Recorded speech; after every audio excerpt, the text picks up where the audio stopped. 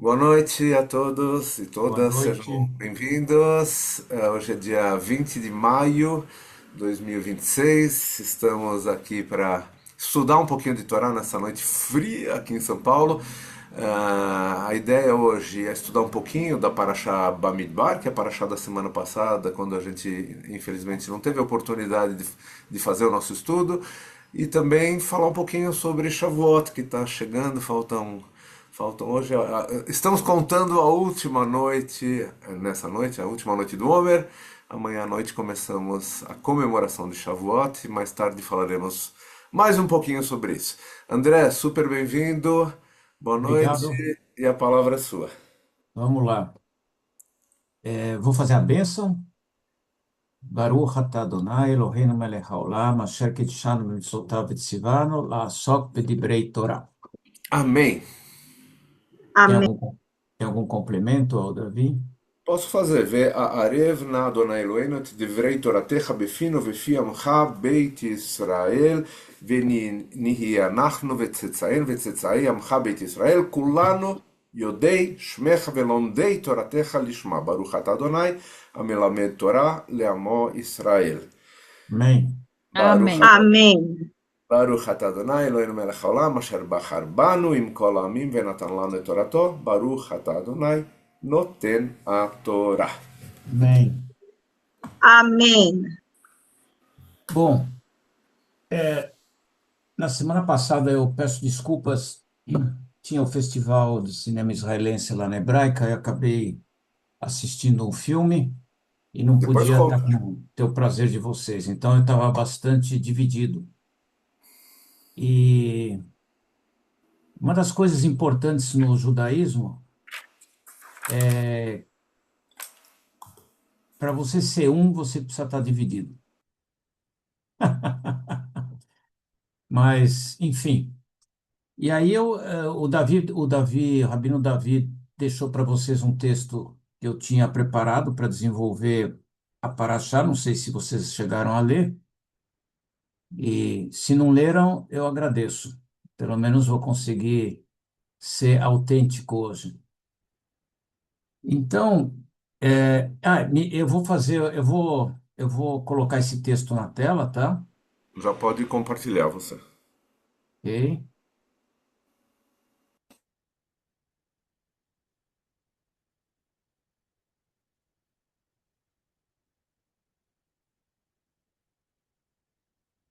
Vocês estão vendo o texto? Estamos vendo, mas ficou pequenininho. Agora aumenta um pouquinho. Isso, mais um pouquinho. Aí, tá bom. Agora já dá para ler bem. Tá legal? Tá. Então vamos lá. É, se eu me ater muito a Paraxá de Bamidbar, exatamente a primeira, eu vou ficar descrevendo uma série de coisas, números, aliás, por isso que tem um nome grego de números, né? E E aí fala da divisão das tribos, tem a contagem, principalmente a contagem que dá a primeira informação da formação de um exército, e, e depois aparece toda a subcontagem das tribos, e depois a Paraxá se atém a alguns detalhes, de novo, ritualísticos, de como montar um negócio para servir, tem um cálice, tem umas coisas assim detalhistas que eu não quero me apegar. Então, no meu texto, eu prefiro dar uma noção geral do que significa para mim, para nós, toda essa travessia, toda essa jornada. Bemidbar significa no deserto, e, se não me engano, Midbar tem a ver também com falar, não? Palavras, né? Medaber. E, e o que eu mais gosto na Torá, como sempre, mas particularmente já tentando explicar a Parashá Bemidbar, são as contradições. Então, eu gosto de entender o meu entorno, embora difícil, graças às contradições. Então, olha que interessante, né? Nós saímos da escravidão, atravessamos o mar e entramos num deserto, né? Então, o que que o redator gostaria de nos trazer com a história do deserto? Bom, inicialmente, quem quiser se apegar às noções geográficas de uma travessia, pode pegar um mapa, vai ver alguns estudiosos de arqueologia e de literatura, e vai mostrar o mapa de como foi a travessia. Se a travessia podia ter levado um mês, ela acabou levando 40 anos. E aí eu vou explicar um pouquinho do como é que eu enxergo essa toda travessia. E eu vou pedir desculpas para vocês se eu não me ater ao aspecto geográfico da travessia, ok? Então vamos lá. Tempo e movimento. O deserto, justo o deserto. Significação de um espaço sem forma, sem a linguagem de Deus, o silêncio, o indivíduo.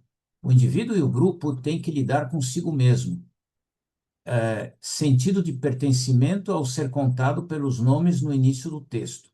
O texto deixa claro que todos contam, pois não existe o espelho ou o confronto a não ser com os indivíduos e coisas que você mesmo vai criar para ser seu, no deserto. Tudo que você faz se volta para você, pois não existe natureza para absorver sua ação, nem tampouco para você transferir a responsabilidade. É um convite para ser preenchido pela própria humanidade. Ele será o que você quiser que ele seja. E vamos aí à explicação de números.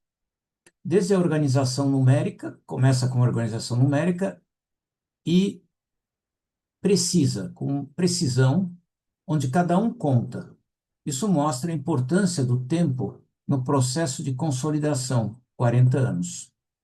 Atribuições, a própria Paraxá fala das atribuições, relembra as atribuições dos sacerdotes, explica como é que vão ser, qual é o papel dos levitas, etc. E tem mais vários temas que afligem uma sociedade e nação a saber. Então, agora eu vou mais ou menos citar todas as histórias que vão aparecer em números e provavelmente o que elas nos ensinam, o que elas querem nos trazer. Primeiramente, a primeira paraxá, Bamidbar, organização, divisão, exército. Temos um plano? Depois temos uma outra paraxá que fala sobre a desconfiança e o ciúme, sobre a mulher Sotá, que ela é suspeita. Depois fala do eremita, sobre o Nazir. Sobre a mulher Sotá, é interessante porque quem consegue ver na Torá, eu diria até um certo, eu diria uma certa ironia, ou até humor, ou até um raciocínio por situações absurdas. Quem lembra da Paraxá da mulher Sotá, mostra que para o marido, primeiro, ter a coragem de se, se expor na frente de todo um grupo de juízes e de, enfim, assim, como é que chamam? Os anciãos. Os anciões, isso mesmo, os anciões, Anciãos. ele vai ter que provar, Sanedrim. É. Sanedrim, isso mesmo, ele vai ter que provar tanta coisa.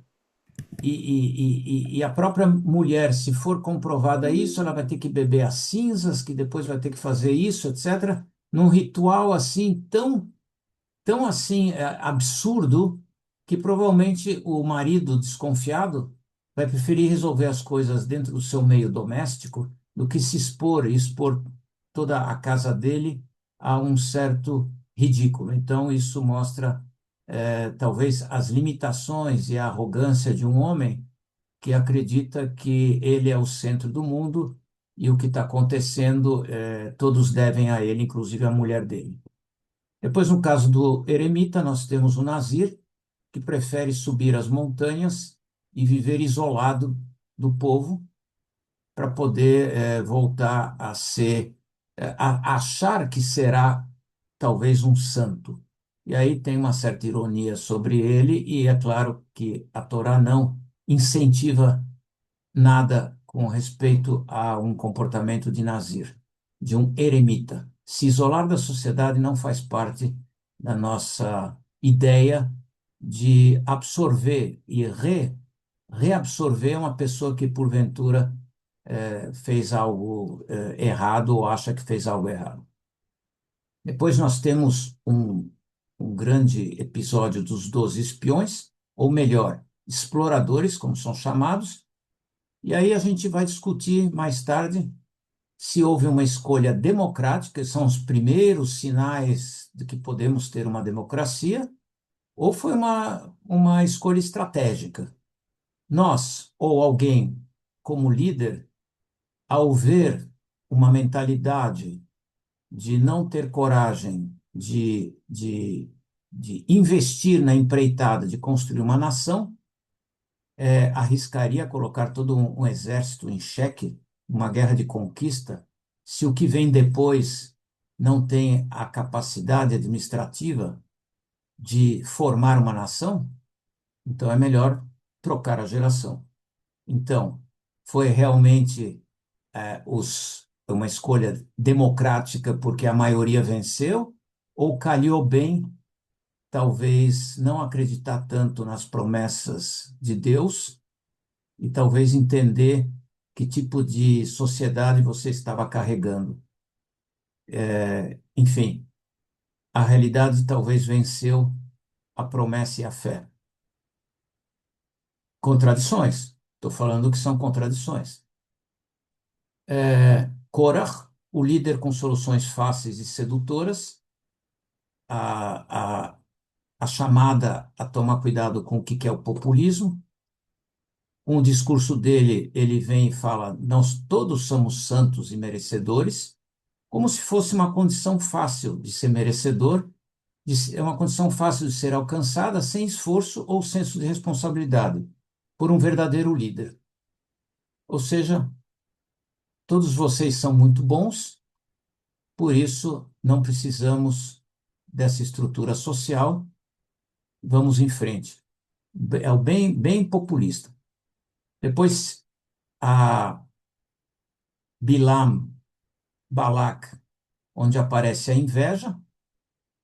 Vamos olhar o povo num certo ângulo e vamos amaldiçoá-lo. Como os de fora nos enxergam. Aí é interessante ver que quem escreve o texto escreveria coisas, por exemplo, que a gente vive hoje, como o antissemitismo, onde a inveja provoca a vontade da eliminação de alguém ou de um povo, ou, ao mesmo tempo, uma autocrítica de dizer: será que somos tão perfeitos assim? Nossas tendas, as portas não enxergam o que a outra tenda faz? Nos enxergam de fato assim? Somos a luz da nação? É para se perguntar. E, e quando a gente vive se perguntando, provavelmente a gente vai se autocorrigindo. Rucat, a vaca vermelha, como uma menção de um sacrifício impossível de se alcançar. Aí vem talvez uma certa ironia sobre alguns costumes onde se colocam, eu diria assim, tarefas praticamente impossíveis, porque a vaca vermelha era impossível de se encontrar. Então, talvez tenha uma mensagem aí. Essa paraxá é bem misteriosa, tá? Acho que até hoje ninguém consegue achar um bom sentido para ela. Depois temos Pinchas, aquele que toma a justiça com as próprias mãos. Era necessário, podia ser adiado. Não foi passível de julgamento, porque o próprio Deus se cala nesse momento e acredito até que abençoa Pinhas. E aí tem uma praga que cessa. Depois da ação de Pinhas, tem uma praga que cessa. Eu queria só, do ponto de vista analítico e literário, é interessante como as pragas aparecem ao longo das histórias, não exatamente como sendo um mosquito que pica ou você que pega uma Covid ou um antavírus. A praga, tirando o aspecto possível biológico, a praga pode ser também uma característica de uma histeria coletiva ou de algo que o líder não consegue controlar na sociedade, do que de fato estava acontecendo naquele momento. O povo estava se corrompendo.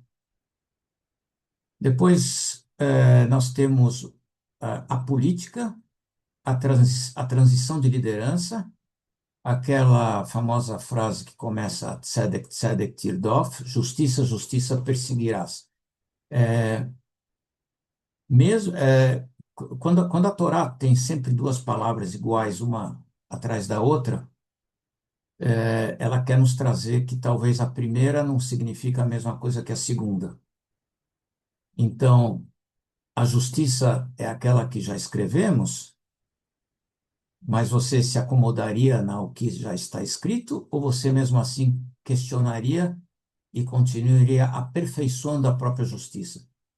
Então, a primeira justiça talvez é aquela que já está escrita, e a segunda justiça é aquela que você vai reinterpretar e adaptar ao longo da vida, ao longo do tempo, por isso, tempo em movimento. Tudo isso vem já num momento, né, já mais final, onde a gente já passou pelo livro de Levítico, né, onde tem todas as leis, e aí a pergunta é, mesmo tendo todo o código de leis já escrito, a lei sempre é justa? Ela se mantém justa ao longo do tempo? Não esqueçam uma coisa que eu não sei se é nessa paraxá, talvez o Rabino Davi possa me lembrar um pouco. Como é que chamavam as filhas Zelofahad.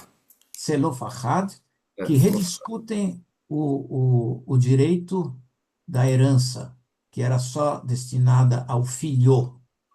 E como elas não tinham irmãos, elas rediscutem o papel de como se dá a sucessão.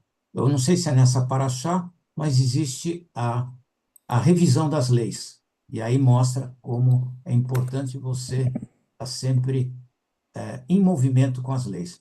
Fala, Davi. não É falei isso, nada. né? É, Eu acho que acontece nesse capítulo, eu te talvez. falo, eu te falo. Aí, continuando mais um pouco, os escolhidos para as batalhas e as exclusões, as consequências das guerras e o respeito aos vencidos, a mãe natureza poupada de nossa agressividade necessária. Eu gosto muito dessa paraxá, porque ele faz uma lista das pessoas que estariam poupadas de pertencer a um exército e entrar num campo de batalha.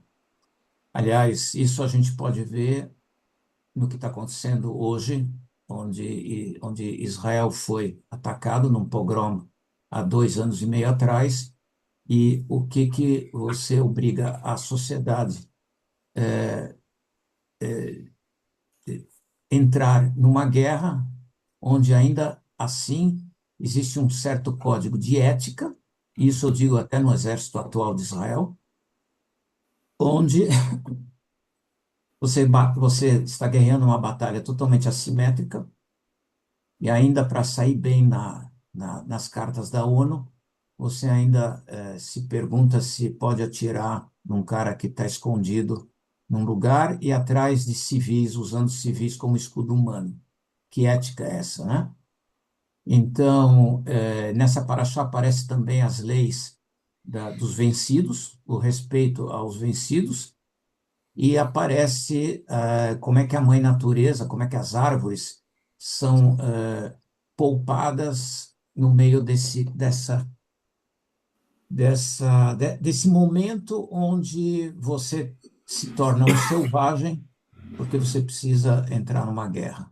Essa é uma grande contradição e E a gente conhece histórias de parentes nossos que moram em Israel e que, infelizmente, são submetidos a essa realidade.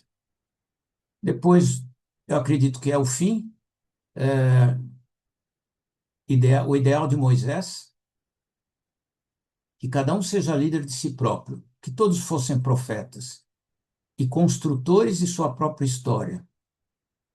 A visão do ser humano não determinista, ou seja, cada um é convidado, sim, a escrever a sua própria história como indivíduo e como sociedade. Aqui tem alguns comentários que eu peguei aí se não me engano, de uns textos do Rabino Sacks. Ele analisa a política como vocação, Realpolitik, a visão judaica do mundo. As tensões no caminho ao encontrar-se com os outros povos. A realidade testa o choque entre as promessas, aspirações, paixões, realidade, a capacidade de adaptação, abdicar sem perder os princípios e o fazer acontecer. Como consolidar os ideais, a terra prometida como um potencial, ela é sempre uma promessa, sempre a busca da realização do maior potencial. É sempre um trend infinito. Esse é o grande recado quando estamos às portas da conquista da Terra Prometida. Por isso que, quando eu vejo essas palavras, essa poesia, eu consigo me abstrair da visão técnica geográfica do que significa a travessia do deserto. E aqui eu cito alguns processos que a gente encontra que se repetem, de certa maneira, que aconteceram com indivíduos e se repetiram nessa jornada como uma nação. Então, a repetição da saga de Moisés, ele se reencontra ou se reconhece no deserto. Lembram que Moisés, quando foge em busca da sua nova identidade, ele se desconstrói, ele está num lugar vazio, no deserto, e ele vai ter aquela experiência, ele se consolida como pastor, ele se adapta a esse deserto, e ele tem aquele episódio da sarça ardente, onde ele não acredita que ele seria capaz de ter o potencial de aceitar uma missão que seria libertar todo um povo, e mais difícil ainda, não é só libertar, transformar esse povo de uma mentalidade de escravo a uma mentalidade de um povo que vai ser responsável por sua história e vai construir a sua nação de uma maneira ética, diferente daquela que ele viu e viveu ao redor de outros, ao redor com outros povos onde ele teve que conviver. Depois temos a sequência, que repete mais ou menos a sequência do indivíduo Moisés, repete a sequência no povo, como povo, a fuga, o refúgio, a sarça ardente, a missão, o potencial e a recusa do mesmo, o potencial e a recusa da missão. O que todo o povo falava o tempo todo durante o deserto? Vamos voltar ao Egito, porque lá a gente não precisa ser responsável pela nossa história. A nossa história é conduzida por outros. É a famosa zona de conforto. Então, o potencial e a recusa do mesmo, o desconhecido, o medo do desconhecido, a batalha, a ajuda divina, a libertação. A outra sequência de enredo também, o Pêssar, começa com Pêssar, o mar se abre, o deserto os recebe, entrega da Torá, que vamos falar agora, de Shavuot, os mandamentos, o potencial, autoconhecimento versus o desconhecido, o eterno, e as referências sempre ao eterno estrangeiro nas terras de si mesmo. Isso é interessantíssimo, porque mesmo durante a travessia, a gente sempre se sentiu estrangeiro naquele deserto. Então, isso me leva sempre a repetir aí com vocês, eu já fiz algumas drashot, onde me encanta a ideia, por isso que eu me abstenho da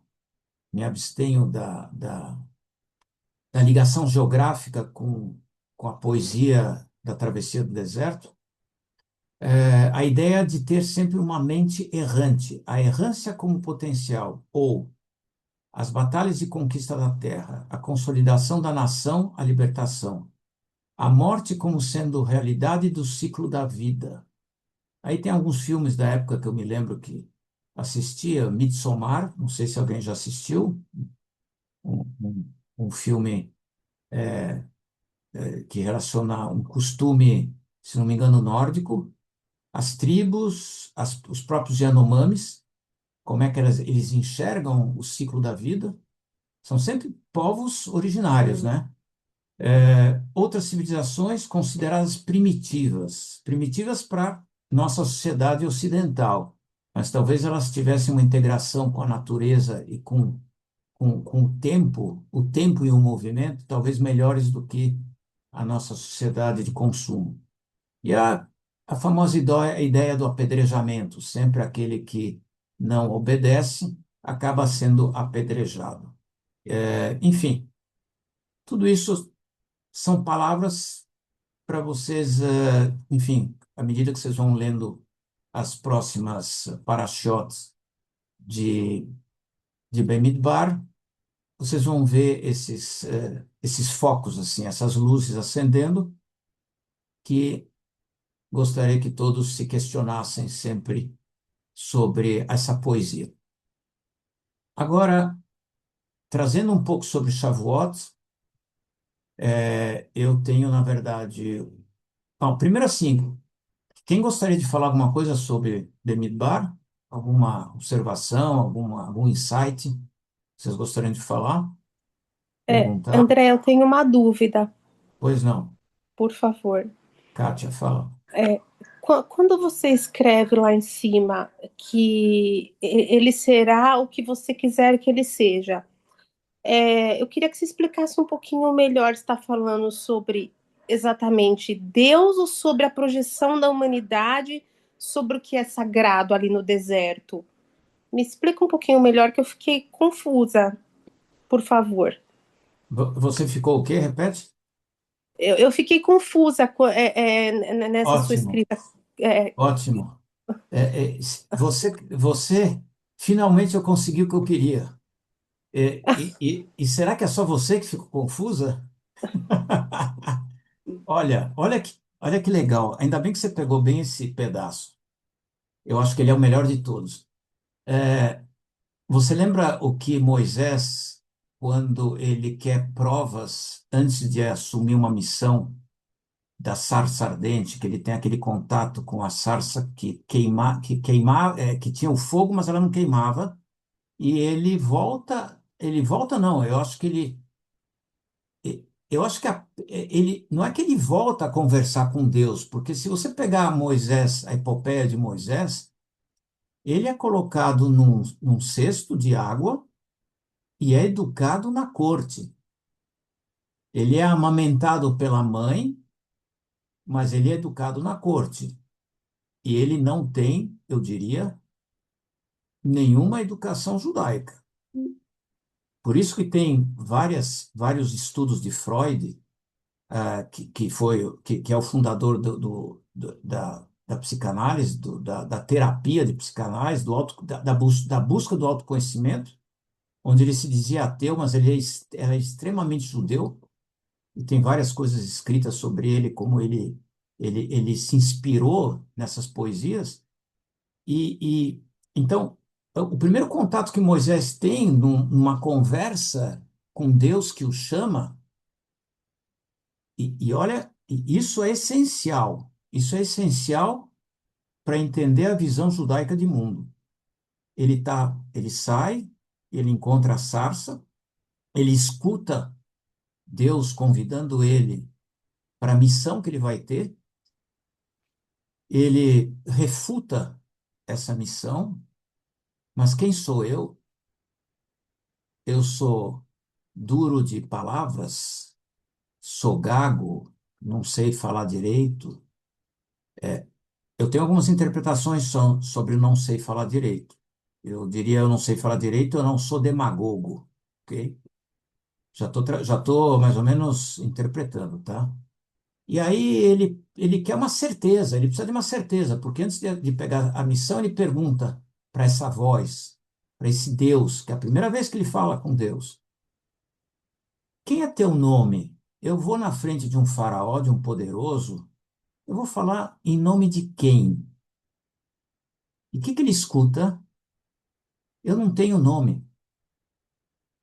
Eu serei o que serei. Ou eu serei o que você quiser que eu seja. Olha, se eu estou à busca de certeza e preciso de um dogma para poder sair, ser líder e criar toda uma narrativa para tirar um povo escravo de um poderoso, e eu escuto que alguém me responde: não tenho nome, eu serei o que serei, e mesmo assim topa fazer a missão, é que, no mínimo, ele comprou a fé, aceitou a fé, ou ele vai buscar esse nome ou esse serei o que serei dentro de si próprio. É essa busca do estrangeiro, do estranho, porque Moisés se estranha, talvez, de não ser, estar à altura da missão, ele busca dentro de si mesmo as respostas para aceitar essa missão. Muito mais do que buscar em mágicas. E isso é, eu diria, aterrorizante, porque se eu tivesse que buscar uma missão, eu preferia transferir isso para outro. Mas ele não transfere. Ele vai buscar, mesmo sem resposta, ele busca dentro de si mesmo. E aí, quando eu falo essa palavra, eu repito de uma outra maneira o que Moisés sentiu naquele momento. O povo está no deserto, está sozinho. Ele tem que lidar consigo mesmo, com outras pessoas, com a própria sociedade que ele vai construir. Não vai transferir para o tigre, não vai transferir para a cobra, não vai transferir para a árvore. É com vocês mesmo que vocês têm que se reconhecer, você no outro. Já tem o primeiro convite a descobrir a importância da alteridade. Então, eu vou repetir a frase: ele será o que você quiser que ele seja. Ou seja, o deserto ou o vazio será o que você quiser que esse vazio seja. É um convite que você é responsável por preencher esse vazio. Ninguém além de você.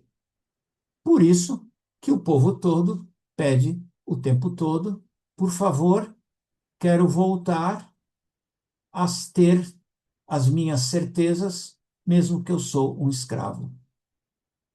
Aí eu pergunto para vocês, não só para a Kátia, mas para vocês: o que as sociedades hoje, mesmo modernas, com toda a ciência e tecnologia, vivem hoje?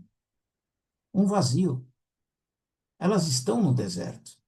Não é porque você tem um celular que você aperta o botão ou você se fotografa para ficar bonito, mas você consegue enxergar um outro? Você consegue conversar com um outro, olhar nos olhos e se identificar no outro? Existe o exercício da alteridade na sociedade que nós estamos vivendo hoje, com todo esse bombardeio de tecnologia? Ele será o que você quiser que ele seja. E se você não quiser nada, você também não vai se encontrar. Desculpe, talvez não é legal para uma véspera de Shavuot, mas tem um monte de esperança nisso. Tem um monte de mágica e fé que nós vamos encontrar no Monte Sinai, na entrega. E aí, para entrar um pouco em Shavuot, que nós falamos da entrega da Torá, olha que beleza que a Torá traz. Ela tem um primeiro momento, que é o Monte Sinai. Trovões, vozes, a comunicação é direta. O povo tem medo. Pede, por favor, transmita tudo a Moisés para que nós não morramos ao te escutar. São as massas pedindo para que um intermediário atue, porque eu não vou suportar ser responsável por tudo isso. Preciso de um líder. Primeira revelação.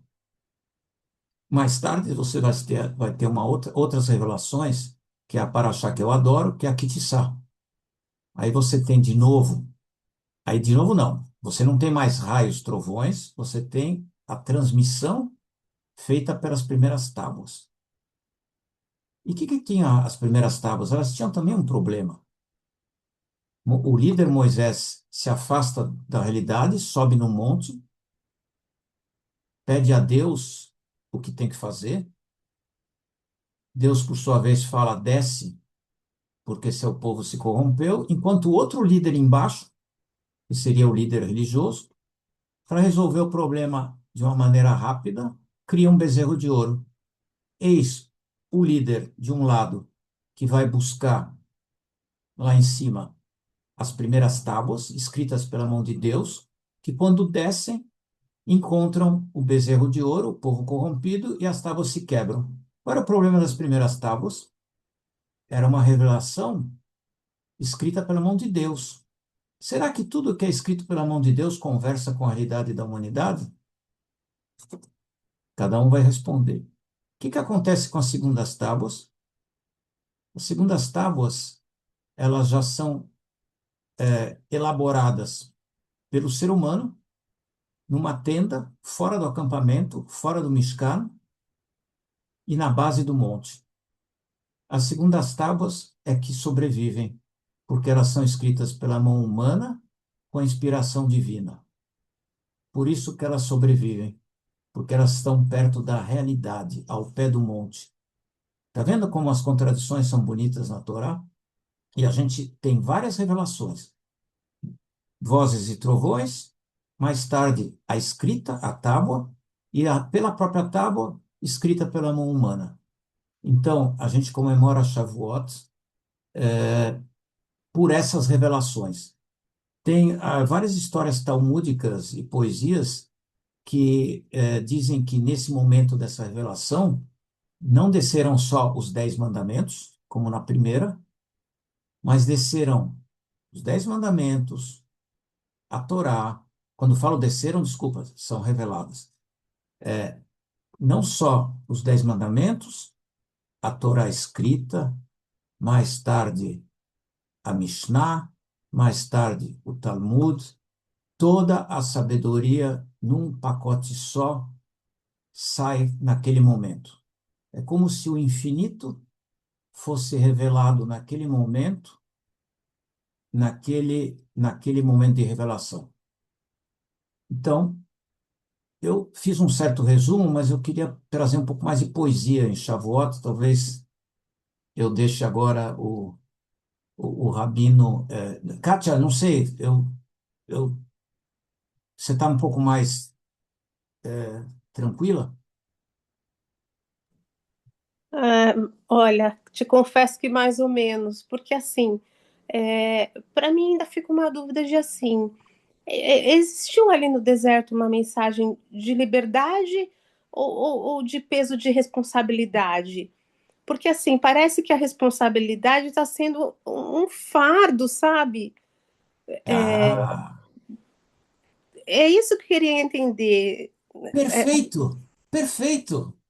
Você entendeu? Você entendeu. Obrigada. Não, você perguntou respondendo. E esse sentimento que você acabou de ter é importantíssimo, porque é essa pelo menos na maneira como eu enxergo toda essa epopeia, por isso que o povo quer voltar para o Egito, porque é um fardo. Agora, É um fardo ou é uma conquista? É um fardo ou é você estar livre? Todo convite à Exa- liberdade pressupõe uma responsabilidade. Não existe liberdade sem responsabilidade. Esse é o grande recado, e você acabou de revelar isso para a gente. Obrigada, obrigada. Que bom, então não entendi errado, que bom. Não, não entendeu nada errado. Bom, Davi, eu tenho uma pergunta sobre Shavuot.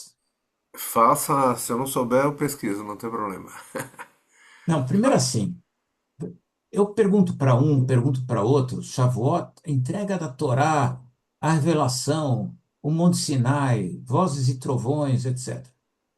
Mas, por outro lado, Shavuot são festa da colheita, da peregrinação das oferendas agrícolas, se não me engano. Exatamente. Contagem do Homer, Homer é porção, não quer dizer porção? É uma medida de volume, sim. Uma É. medida, né? Me explica então por que a gente fala que é a revelação dos Dez Mandamentos, mas por outro lado, tudo leva a crer que era uma festa agrícola. Sim, com Como é que certeza você, absoluta. como é que você junta as duas?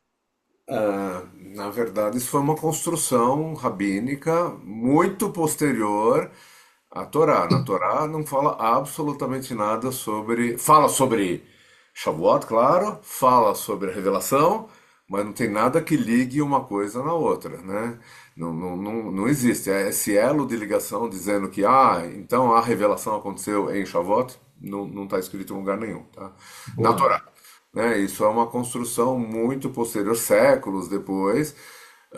Uma das possíveis explicações, né, é que a, o fato da gente, aos poucos, enfim, agora cada vez mais, deixarmos de ser agricultores, né, essa ideia de Shavuot como uma festa agrícola perde um pouco do sentido, da importância, né? Tudo bem, ficam os valores, então a gratidão pela colheita, enfim, a gente pode traduzir isso gratidão pelo nosso trabalho, enfim, pelo aquilo que a gente recebe de Deus, né? Mas não diretamente a colheita. Nenhum de nós com certeza vai pegar um feixe de homer aí, de trigo e levar lá no templo, né? Ou na sinagoga, não esquece o templo, né? Ou vai levar para a sinagoga, né? Então a ideia é que os rabinos fizeram essa construção, já que não tem na Torá, não fala. Tem duas coisas que não falam na Torá: a data exata quando aconteceu o, a, a revelação, e mais do que isso, não tem a data que é Shavuot, né? Hoje a gente comemora Shavuot numa data fixa do calendário, né? A gente começa a contar o Homer logo depois no segundo dia de Pessah e tal. Então vai dar sempre no mesmo dia de Sivan, né? Mas, que acho que é o dia 6, né? Se eu não estiver errado aqui de cabeça. Mas na Torá não fala isso também. Shavuot é a única festa que não tem data mencionada na Torá, exatamente isso, dia 6 Sivan, tá? É a única festa que não tem data. Pesach tem, Rosh Hashanah tem, Yom Kippur tem, Sukkot tem, mas data, eu tô falando calendário, né? Não tem na Torá. Fala que você começa a contagem no Shabat, depois da festa, e vai terminar 49 dias depois, no dia 50 é Shavuot. Então há uma grande discussão se Shabat é o segundo dia da festa, ou se Shabat é o Shabat mesmo. Há quem. Não, hoje em dia, acho que não tem nenhuma corrente judaica mesmo que comemore fora do dia 6 Sivan. Mas há outras correntes pregressas judaicas ou pseudo-judaicas que comemoram sempre Shavuot num domingo. Porque se é 7 semanas depois do primeiro Shabat, vai sempre cair num domingo, né? Enfim, só que vai andar no calendário, não vai ser sempre no mesmo dia do mês, né? Enfim, mas usando isso, voltando à pergunta, os rabinos, de alguma maneira, eles pensaram, puxa, já que Shavuot está perdendo a relevância por ser uma festa puramente agrícola, vamos associar um fato histórico. Não é muito diferente de Pessah. Pessah é um pouco diferente, né? Mas Pessah originalmente também é uma festa agrícola, que está associada a um evento histórico, que isso está na Torá, né? Não é que não está na Torá. Então foi mais fácil. Pesach foi uma construção mais simples, Sukkot também. Shavuot foi uma elaboração um pouquinho mais, enfim, não tão elementar, feita pelos rabinos. Mas aí, essa é a explicação, né? Enfim, Talvez como você explicou, uma maneira de universalizar e trazer um negócio de tempo, onde aquilo é uma coisa mística ou mítica que acontece, que vai fazer parte da nossa memória coletiva, que não está nem atrelado ao trigo ou à cevada, que é como você acabou de falar. sim, sim. Por, i- por isso se perpetua. Tem uma coisa muito legal na festa de Shavuot, que na festa de Shavuot não, na Revelação, na verdade, que agora está associada à festa de Shavuot, que é o fato, essa ideia de que todos nós estávamos lá, né, na Revelação. Isso é uma coisa muito legal, ou seja, acaba indo em contra ao que você falou, uma coisa atemporal, né, e não tem lugar, né? Todos nós estávamos lá, enfim, cada vez que a gente passa por Shavuot, é como se a gente estivesse novamente vivenciando e recebendo a Torá a partir dessa quinta-feira à noite, sexta, sábado e sábado à noite, no nosso caso, do Tikkun de Shavuot, né, do Neshama. Então, tem esse lado que aí também tem um elo fácil de fazer com Pesach, né? A própria Haggadah de Pesach diz que você deve se sentir como se você tivesse saído do Egito, enfim, tem essa coisa de atemporalidade também em Pesach, né? Mesma coisa em Sukkot, aliás, todas as nossas festas de Sukkot também, né? Você vai para dentro da Sukkah e como se você estivesse vivendo, morando numa Sukkah durante a festa, enfim. Uh, mas acho isso uma coisa bacana. Eu vi só, é um comentário, não é relacionado diretamente ao nosso estudo, mas só por curiosidade, uma,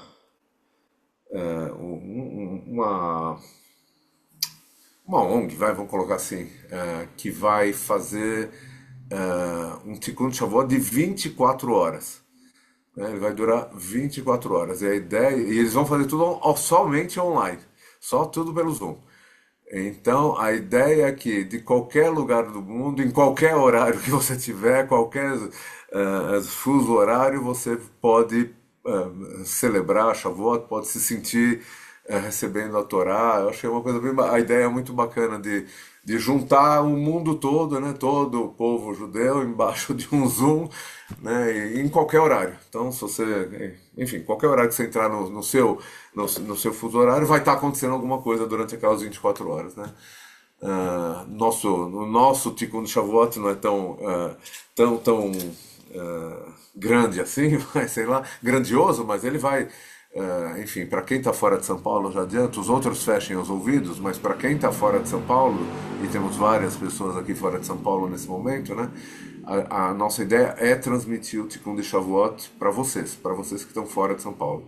Né? Não sabemos as condições, é um local novo para a gente ainda vai ter que entender como funciona o Wi-Fi, enfim, e como a gente dispor a câmera e tal, mas a nossa ideia é permitir que quem esteja fora de São Paulo possa participar minimamente. Não é a mesma coisa que está lá dentro da sala, né? Mas acho que vai dar para ter um pouco desse sentimento, né? Então, da mesma maneira, estaremos todos ligados, enfim, dentro do nosso Tikkun de Shavuot, que vai ser no sábado à noite, né? Acho que todos vocês devem ter recebido o convite, né, que a gente mandou hoje com toda a programação, comida, alongamento, enfim, tudo que vai ter no Tikkun de Shavuot. Quem estiver em São Paulo tem que ir presencialmente. A gente vai cortar, a gente vai derrubar a ligação de quem estiver em São Paulo e aparecer lá no Zoom. A gente vai derrubar o cara. A Carol vai ter esse poder aí de derrubar quem está em São Paulo. Só quem está fora de São Paulo é que pode participar pelo Zoom.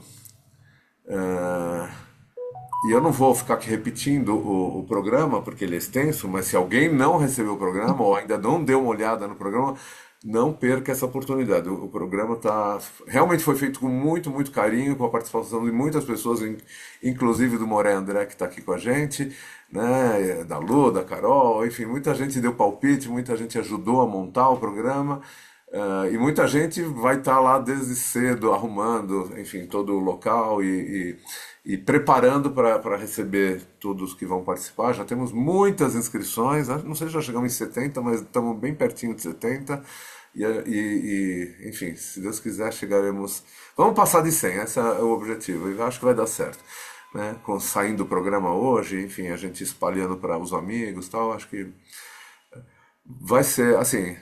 A ideia é fazer um evento que é uma vez só por ano, que seja grande e que seja muito legal para todo mundo que vai estar lá, né? Não vai ser legal para o Neshama, não é que o Neshama vai ficar rico, vai ganhar dinheiro, nada disso, né? A ideia é que a gente esteja realmente em comunidade, lá todo mundo junto, enfim, quem não puder, estando pelo Zoom, também não vai ganhar comida, e tem comidas deliciosas, isso a gente não tem como mandar pelo Zoom, mas enfim, mas quem estiver lá, assim, que a gente realmente se sinta como uma grande comunidade, ou um pedaço de uma comunidade maior, né, judaica, e recebendo a Torá, estudando a Torá, as aulas vão ser incríveis, tenho certeza, a música vai ser incrível, então assim, é tudo muito coerente, eu acho. Achei que ficou bem bacana. Com a Lu também ajudou bastante, né? Obrigado, Lu. Enfim, acho que é isso. E, bom, só para não deixar de falar, não dizer que eu não falei, senão o Celso bate em mim depois. Sábado de manhã temos Shacharit Shabbat, né? E é um Shacharit Shabbat super especial também, porque é Shavuot, né? Estaremos lendo os 10 mandamentos no sábado de manhã na sinagoga. ah, e Com Halel. vamos ter Hallel completo, porque é Hag. Vamos ler um pedacinho do livro de Ruth, simbolicamente, começo, meio e fim, alguma coisa assim. Só não vamos ler inteiro, porque senão a gente não vai sair da sinal até 3 da tarde.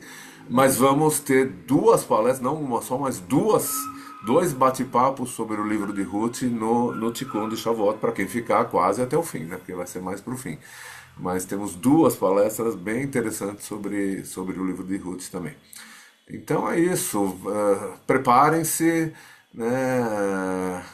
Preparem-se com muita energia para o sábado de manhã. Temos algumas horas de intervalo depois do serviço, e sábado a partir das 7h30 é quando a gente começa a receber todo mundo, mas se alguém quiser e puder chegar antes, será bem-vindo para ajudar a montar. A gente deve estar lá desde 5 da tarde.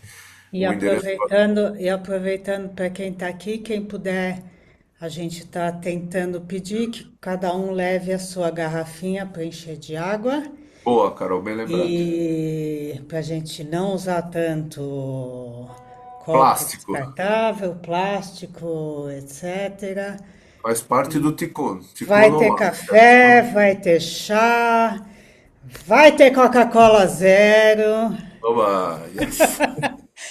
Mas tragam suas garrafinhas para encher. Água tem, Tem tragam as bebedouro. garrafinhas, principalmente porque dentro da sala a gente não vai usar Copo. água para os copos não derramarem no piso que é novo. Nem comida. Então Na sala vai não. ser. A gente tem um espaço separado. Boa, Carol, bem lembrado. A gente tem um espaço separado para comer, para beber, para ir no banheiro. Tudo fora do salão principal. Verdade. Ótimo, bem lembrado, Carol. Alguma dúvida? Já estamos mais ou menos no horário. Alguma dúvida sobre a Parashá Bamidbar ou sobre o livro de Bamidbar que nós passamos inteirinho em 1 hora, nem sei como a André conseguiu, e mais um pouco de Shavuot, ou sobre os eventos aí que estão chegando, estão muito perto, né? Quem não se inscreveu, nesse último envio do convite foi o link. Se alguém não recebeu, por favor, avise. Façam a inscrição. A gente tem a questão, continuamos, infelizmente, com a questão de segurança, né? Então, na porta, a gente precisa que as pessoas se identifiquem antes de entrar, para a gente ter certeza que a gente conhece todo mundo que está lá dentro, né? Então, por favor, façam a inscrição para a gente ter a lista completa. E não deixem para a última hora, pelo amor de Deus. dá muito trabalho quando as pessoas, na última hora, faltando 5 minutos para coisa, esqueci de me inscrever, pode me incluir meu nome? Putz, a gente tem que sair correndo, escrever à mão, enfim, nas várias listas que já estão espalhadas ali. Então, por favor, façam isso no máximo até sexta-feira de manhã. Se possível hoje, fala a verdade, mas no máximo até sexta-feira de manhã, para a gente já sair na hora do almoço de sexta-feira com a lista prontinha. Bom? Só para lembrar, e eu falei com o Mark hoje, eu sei que ele vai estar lá. Nessa sexta-feira tem Kabbalat Shabbat especial no residencial, na Vila Mariana. É um Kabbalat Shabbat especial porque já estaremos em Shavuot, claro.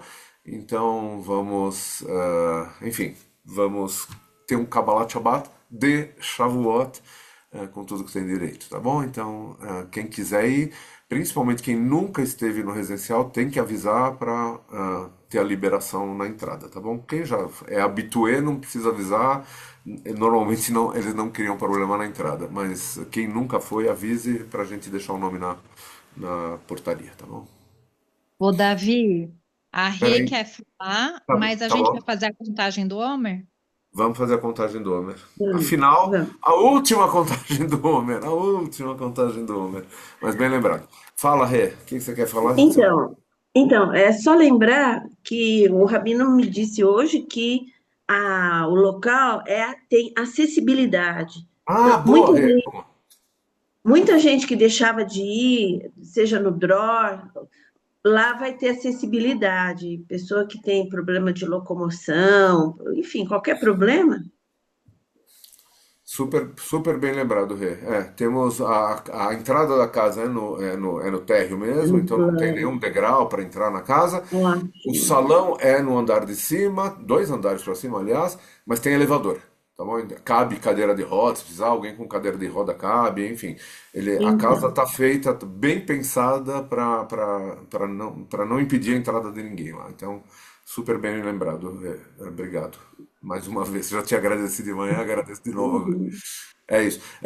Eu achei que você ia falar outra coisa. O convite que a gente mandou, ele pode ser compartilhado à vontade, tá bom, gente? Então, se conhecem outras pessoas que talvez se interessem, judeus ou não judeus, tá bom? Não tem nenhuma restrição. A única restrição é de segurança. A gente tem que saber de onde a pessoa está vindo. Ela tem que indicar de onde ela está vindo. Mas podem compartilhar o convite, deixar as pessoas se inscreverem à vontade, tá bom?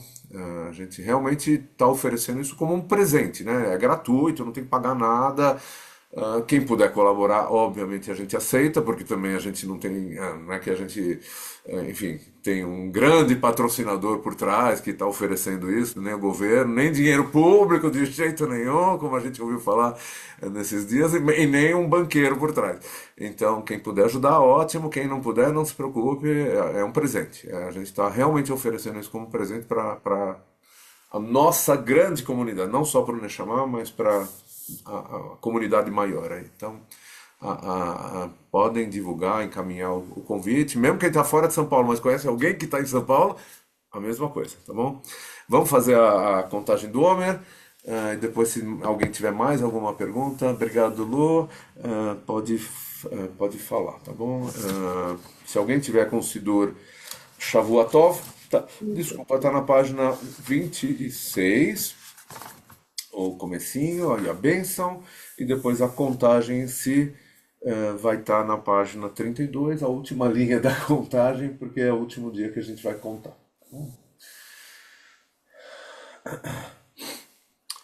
Ineni muchanom zuman, ineni muchanom zuman, ineni muchanom zuman lekayem mitzvat aseh.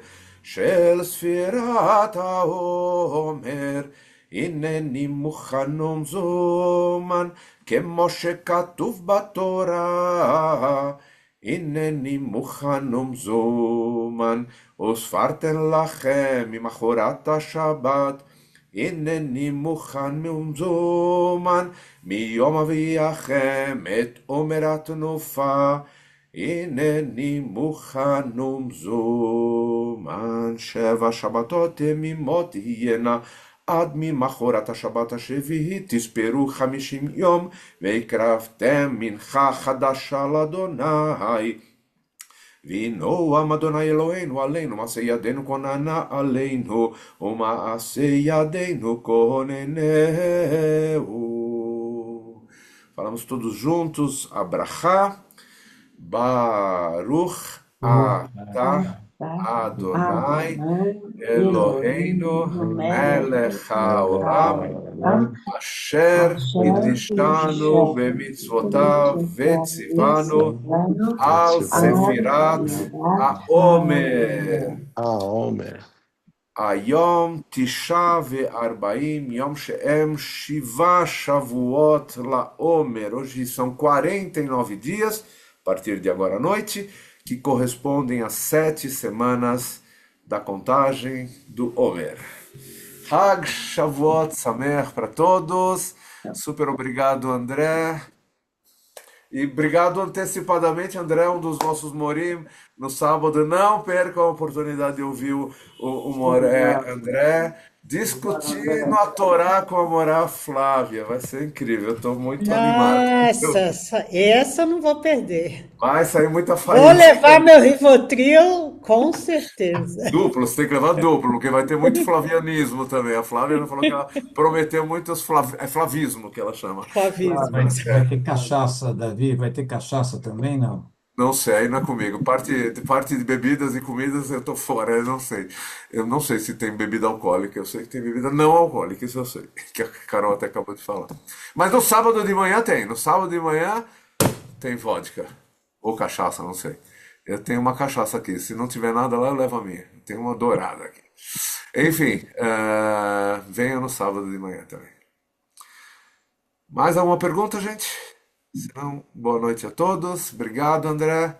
Obrigado a todos. Nos Obrigada, vemos, se Deus André. quiser, ou na sexta, Obrigada, André. no sábado de manhã, ou no sábado à noite. Em algum desses você tem que estar presente. תודה רבה. חג שבועות שמח. תודה, Shavuot אנדרé. Sameach. חג JB, שבועות. você vem, Obrigada. JB? Sameach. Cadê o JB? Caxamea. O JB fugiu.